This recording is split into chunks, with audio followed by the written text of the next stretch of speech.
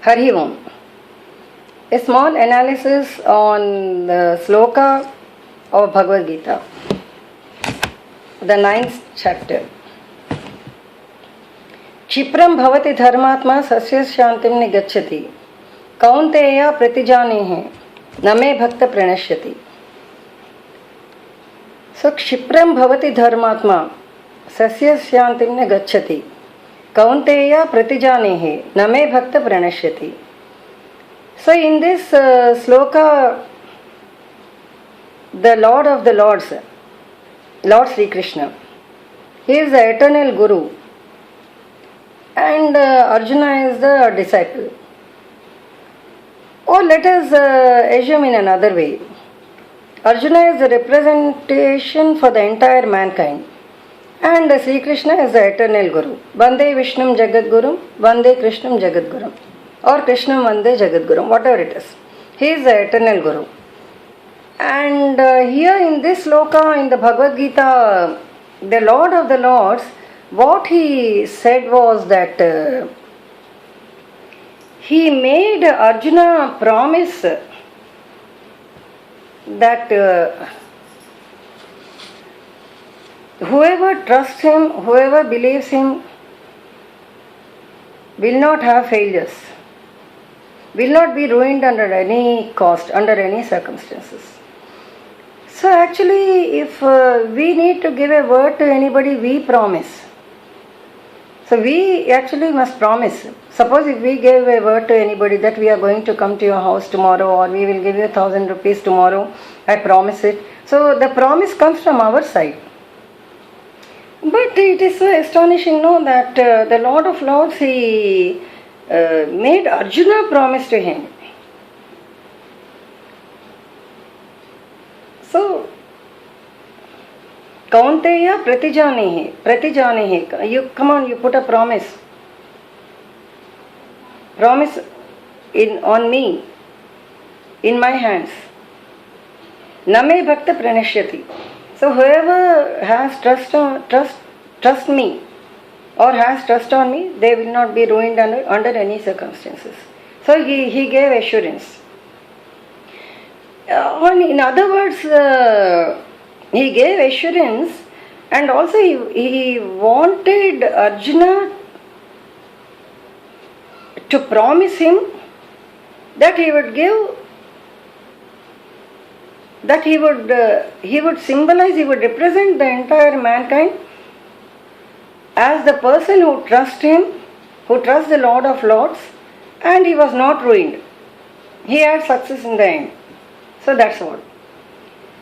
So here, suppose we happen to analyze why the Lord of Lords he told like that. Why actually he asked Arjuna to promise?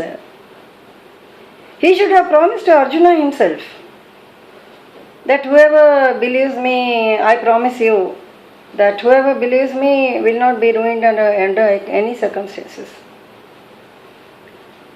But if we happen to analyze, this Bhagavad Gita, it took, that means it happened in the Kurukshetra battlefield, in the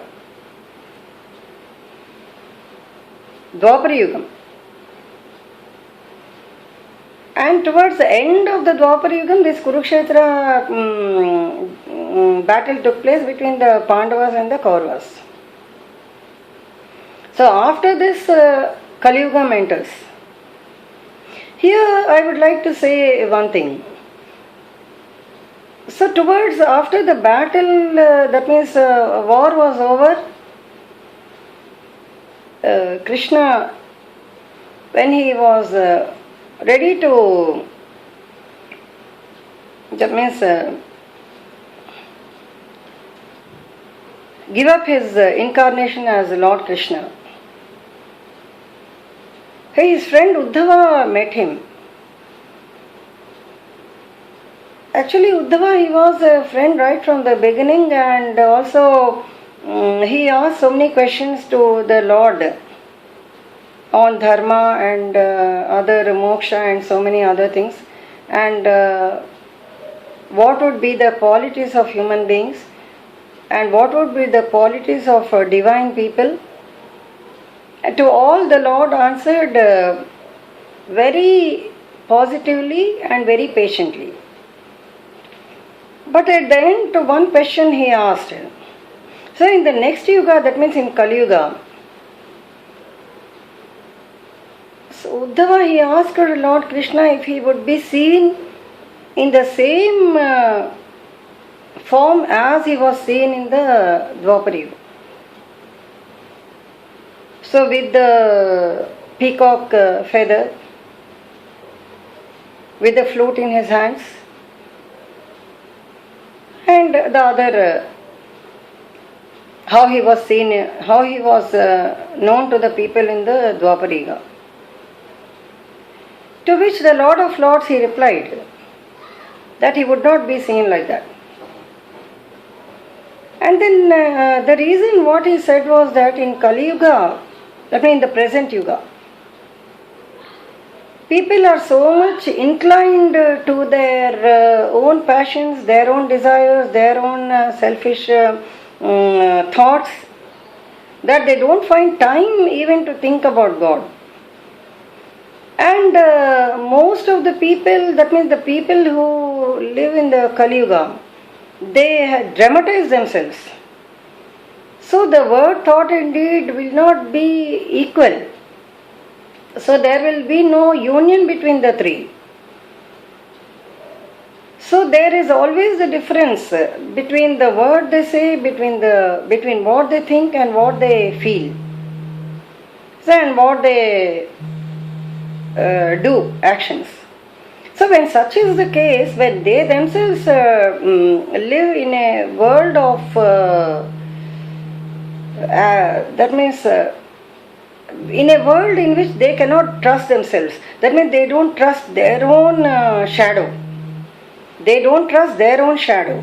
So when such is the case, how is it possible for the people to trust me, if to trust not me, that means to trust him if he happens to be seen in that form when he was seen in the Dwapara Yuga. In that Yuga, the devotees, at least the Gopikas or the his friends and his devotees, they were all so plain. They were so innocent. And whatever he said, they trusted him. They did not have any logistics to, that means to disbelieve him. But now here the people, they don't believe themselves. They don't have faith on themselves. They don't believe their own shadow. They always live in a constant fear. And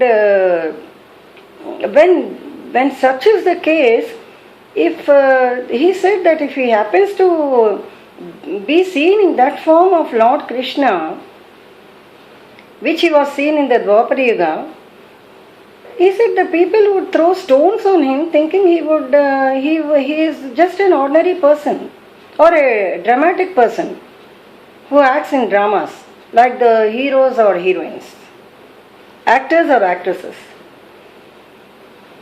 So he said that he would not be he would not be visible to anybody in that form.